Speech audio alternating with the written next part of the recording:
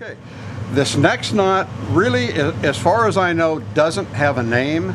About 3 years ago, when I was on a 16-day trip down below at Clarion, we had a guy that had a tuna on for about 6.5 hours. I think he hooked it at 6 o'clock in the morning, and we finally gaffed it about 12:30 that afternoon.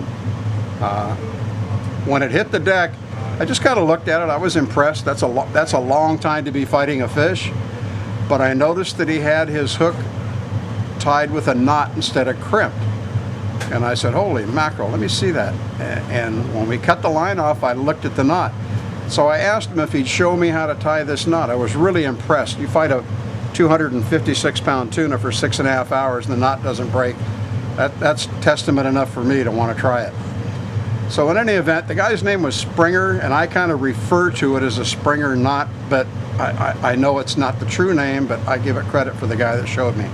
All right, this one's going to start out very similar to a San Diego jam. I'm going to take the hook with the point down, drop the line through the eye of the hook, and then hook it onto something. And with this one here, again, I'm going to take the main line over my index finger. I'm coming back under my finger, but I'm going to go back through the eye of the hook one more time.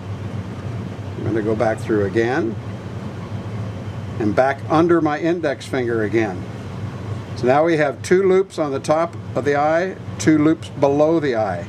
And I'm going to take this tag line, I'm going to go in between these 2 loops 2 times. 1, 2. I'm going to pull it back, get my finger out of there, and then just slide it down with the main line and hold on with the tag line.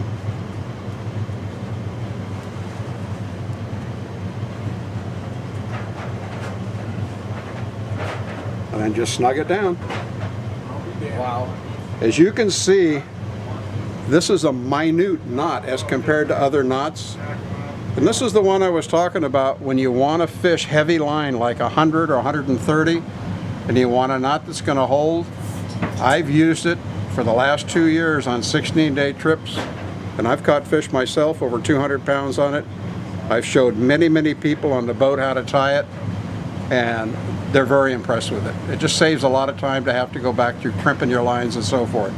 But it's a very strong, and as you can see, an extremely small knot. Yeah, it's not. This is 50-pound line, and you can see it's really small.